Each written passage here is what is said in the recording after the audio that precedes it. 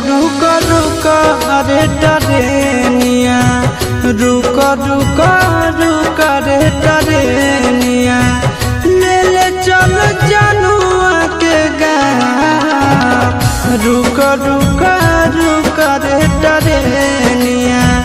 ले ले चल जनुआ के गाँव रुक रुक रुक रे टरेनिया।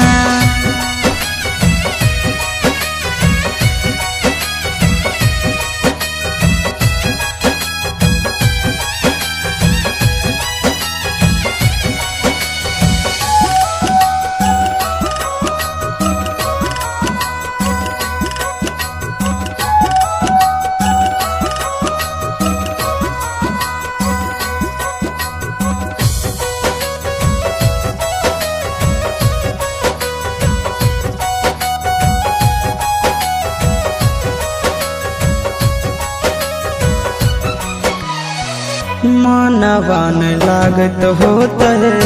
पिया के आंगनवा रतिया में देखी देखी रोबत होते चनवा रोबत होते चनवा मनवा न लागत होता है पिया के आंगनवा रतिया में देखी देखी रोबत होते चनवा रोबत होते चनवा जबने ना बदिया गेलै पगले उ होवे हमरो पहुँचा रुक रुक रुक रे टरेनिया रुक रुक रुक रे टरेनिया ले ले चलो जनुआ के गाँव रुक रुक रुक रे टरेनिया ले ले चलो जनुआ के गाँव रुक रुक रुक।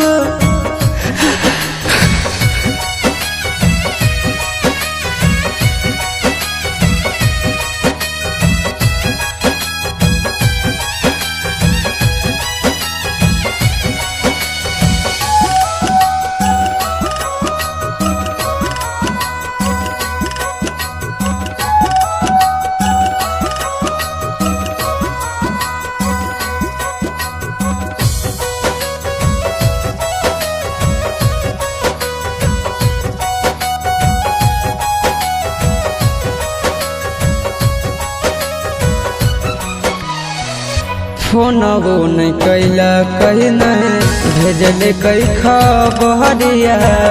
कौना देशवा में बस है जन के ससुररिया जन के ससुररिया।